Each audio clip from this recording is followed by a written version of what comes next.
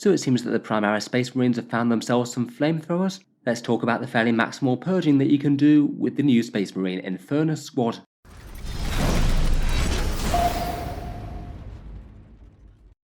Hello and welcome back to Auspex Tactics, where today we're talking Flamers, and I thought we'd do a quick video to discuss the Space Marine Infernus Squad in detail, talk through the new models and how we're going to be able to get our hands on them, and then look through the datasheet for the Infernus Marines and what they're going to be able to do on the tabletop in 10th.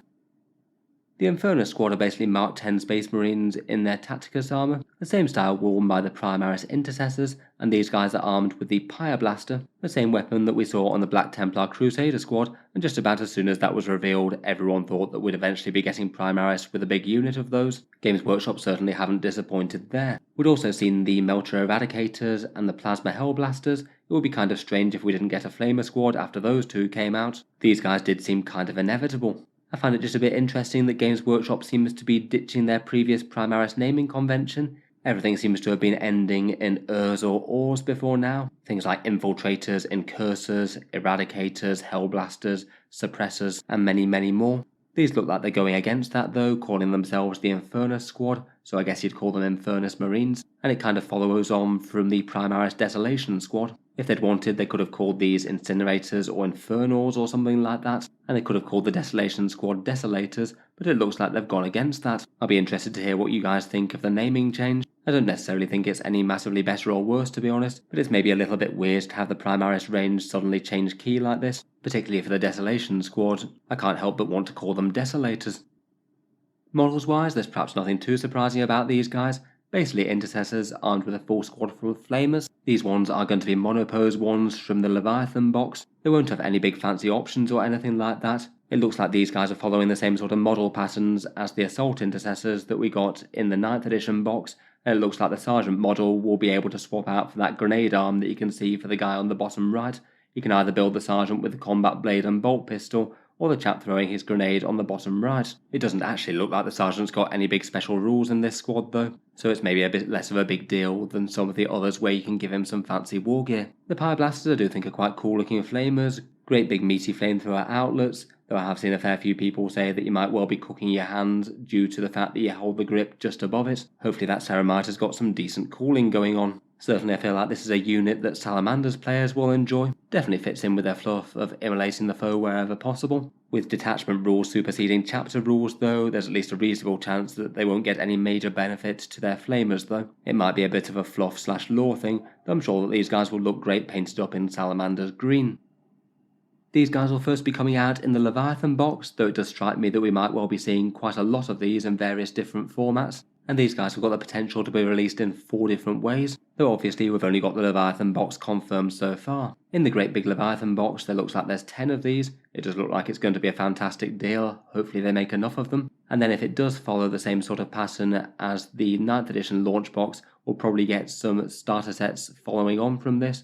Much smaller offerings with just some small subsets of the Space Marines and the Tyranid models, the equivalent of the Recruit and Elite starter set that we have at the moment. Then I also think that there's a very strong chance that these are going to wind up being in a Space Marine Combat Patrol box shortly after that. Games Workshop did confirm that the Tyranid side of the box would have a slimmed down offering that's made up of their Combat Patrol. Basically a lot of the models in the box, but ditch the Neurogaunts, the Neurotyrant and the Screamer Killer, and that will be Combat Patrol Tyranids. It does seem quite likely that the Space Marines will get an equivalent option. They are coming out at the same time. Plus we've also got a second hint that these guys are going to be in a Combat Patrol box as well, as they had a different datasheet on display at the Warhammer Fest demo games, a slimmed down one that was missing the unit's ability and the Oath of Moment rule, which is exactly the sort of thing that they'd want to take out of a Combat Patrol game, as it will be kind of broken at a 500 point level. Between those two things, I genuinely think that we're getting a Space Marine box that will be a portion of models in this Leviathan box, and the Infernus Marines will be in that set.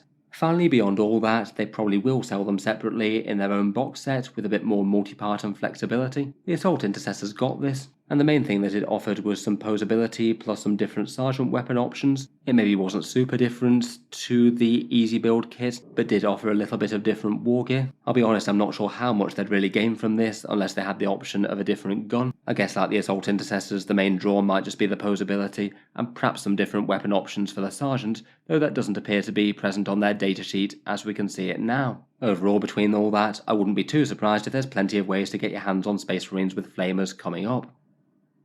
Onto the rules though, and as one of the units that was available in Games Workshop's demo games at Warhammer Fest, the Infernus Squad has had its datasheets shared online. This one looks like it's going to be the version of the one available for mainstream 40k. The demo game one basically just deleted their unit ability and changed Oath of Moment to Angels of Death. I strongly suspect that this one will be the final one. Their profile is basically just that of intercessors with flamers, but seeing as we haven't actually seen the full Space Marine intercessor datasheet yet, there are a few interesting details here. First up, we don't have any points cost for these guys yet, so it's not going to be possible to weigh them up against other units in the game. Kinda wish that Games Workshop would just share the points of these once they release the datasheet. It could actually allow us to start getting a handle on how things weigh up against each other in 10th. Their stat line is broadly similar to the intercessors though: toughness 4, 3+ save and 2 wounds. They move 6 inches, have the standard Space Marine leadership of 6, though kind of interesting that their objective control stat is only 1.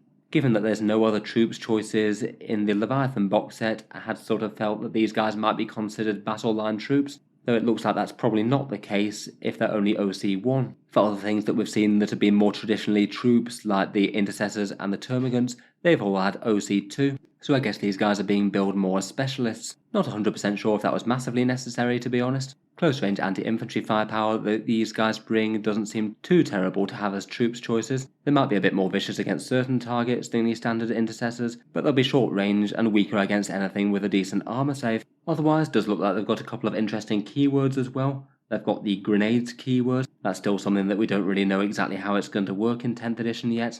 Looks like it's gone as an individual profile on the unit's weapons, so I guess either it might have a generic profile in the core book, or it might be going back to something a bit more akin to how it was in previous editions, maybe benefits when charging certain enemies. Don't know what to make of that yet. I guess it could also be something that triggers one of the core stratagems maybe. There might be a grenades one. They've also got the Tacticus keyword as well, which I think is a new one that we've not seen before. That one denotes their type of Mark 10 armor, basically the same style as the Intercessors get. Not sure whether it's going to be relevant for stratagems or things. I'd guess that it might be what you can attach to them in terms of leaders, maybe just the Mark 10 armoured characters like certain Primaris captains or lieutenants perhaps. I guess it could be relevant for certain army construction as well when you have detachments. Maybe some certain Space Marine formations will allow these guys but not certain other types of armour for a themed force. Then before we get onto the exciting flamers, they do have another couple of little supporting things.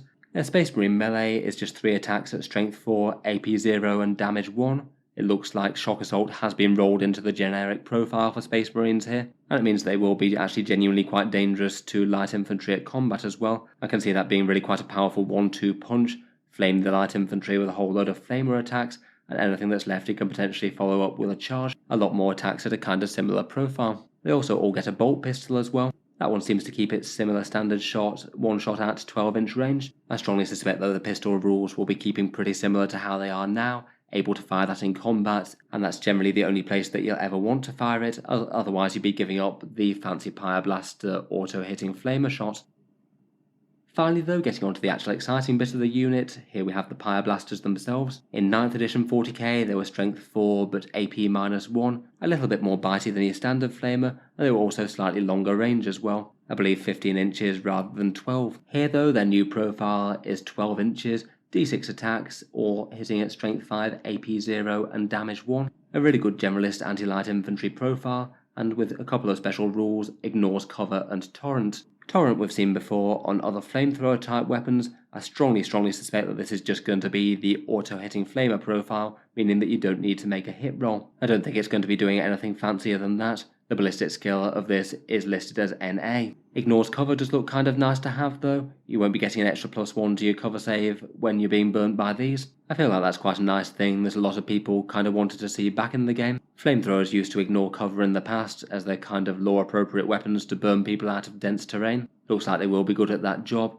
and I wouldn't be too surprised if that's the case for quite a lot of other flamer weapons throughout the rest of the armies. A whole squad of these though is going to stack an enormous amount of automatic hits on the enemy. 5 models should average 17.5 hits at strength 5, presuming they can all get in range of course. If you can get them in range and burning their enemies, they'll go through light infantry very quickly. They average 8 dead termagants, around about 2 dead Space Marine intercessors, and around 1 or 2 wounds to toughness 5 terminators or toughness 9 3+ save vehicle. The damage really is quite skewed to be honest. They're going to be very bad at taking down heavy stuff, but really very good at taking down light hordes. I did notice that on the profile they aren't listed as assault weapons, which will be a bit of a shake-up compared with quite a lot of flamethrowers in current Warhammer 40k.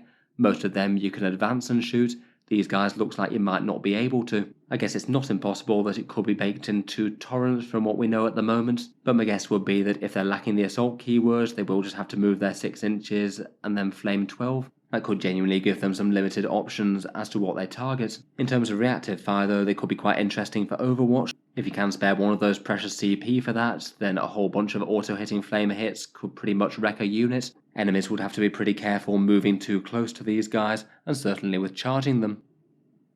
That's not quite all though, as apparently these guys also have a rule called Purge the Foe. This one's not so very different to the Screamer Killer I suppose. Basically it means that if you hit an infantry unit with one of their flamethrower attacks, you can choose one of the infantry squads that you hit and they must test Battle Shock. In general these guys are going to want to be hitting infantry anyway. This looks like it could be a pretty nice way to hamper survivors. It's definitely not going to be guaranteed to make the foe fail or anything like that, but every so often when it does this will be quite nice if you're fighting over objectives. If the enemy suddenly drops to OC0, these guys can take the point. I guess if you do have a particularly good choice of targets, you might be able to choose most of these guys to flame one unit, and then just throw one guy into a unit that you want to try and make Battle Shock. Maybe burn a unit to death with direct damage, and then have one that you've got a chance of having broken with Battle Shock, even if you don't have enough firepower to actually clear them. We still probably need to see the Battle Shock rules to see just how powerful this is though. Even if they're broken, then I'd guess that the enemy will get the chance to regroup them when it gets to their turn, so it might just be a debuff that broadly happens for hampering them within your own turn, stopping stratagems and things. If they get the chance to test Battle Shock again and regroup before any other negative consequences happen, they basically have to fail 2 checks in a row, and that's quite a lot less likely. Overall, I feel like the way to play these probably isn't going to be in particularly big units or anything. A 5-man unit can do a solid job of damaging light infantry. Usually in 40k, multiple small units tends to work best for getting to multiple points and dividing enemy firepower and things, though I guess it's not impossible that good stratagems or a really powerful leader could make it more sensible to field more of them. I feel like 5-man is almost certainly going to be the way to go though. Obviously we can't really say how strong they'll be without a points cost. I would suggest though that these guys probably need to be really quite cheap to be good though. I don't think that people would really want to pay very much more for these than standard intercessors. Their flamethrowers are absolutely brutal against light infantry, but intercessors aren't exactly bad against those and are a bit better at scoring objectives. Plus their damage output can reach a fair bit further than these guys, and these guys will have far less choice of targets. Even if they are super cheap, I can't see them being a unit that you really want to spam absolutely tons of in your army. Maybe just 1 or 2 as a bit of a counter-attack punch to deal with light infantry in particular. I feel like if you're going to overinvest in more damage for Space Marine units, generally you want it to be something that can at least threaten heavies and tanks and things, and not just be completely ignored along with your baseline troops, say if you happen to be fighting Imperial Knights or Custodies or something. Being short-ranged and locked to one type of target just overall probably isn't amazing news for them, even if the anti-infantry is great. Opponents might be able to outdistance them if it's particularly important, and might just be ignored against the targets that they're not very good against, things like Terminators and vehicles. Overall, I suspect that you won't want to overinvest. Their power will probably depend on just how prevalent hordes are in the meta. If every army is running tons and tons of baseline light infantry, then they'll be kind of good. If they're not and there's a lot more tanks, vehicles and heavy infantry around, they might get passed up. In any case, let me know your thoughts on the new Infernus Squad datasheet. What do you make of the new flamer-armed Primaris, and do you think that they'll be interesting to play with in-game? If you've enjoyed the video, then feel free to subscribe to Auspex Tactics, where I'll certainly keep the regular 40k videos coming. I do tend to post new ones just about every day, and I'm sure we'll have loads more to talk about with 10th edition. Finally, if you have been enjoying all the videos on the channel and you'd like to help support, I would just like to mention that Auspex Tactics does have a Patreon page as well, and that's how I can afford to make quite so many videos like this quite so regularly. Channel patrons do get a few advantages, seeing certain videos early, regular votes to see what sort of things happen next on the channel, and automatic entry into the regular prize giveaways with a chance to win some big model kits each month. If any of that sounds good to you or you'd just like to help support, the link is down in the video description. In any case, a massive thank you for listening, and I'll hope to see you guys next time.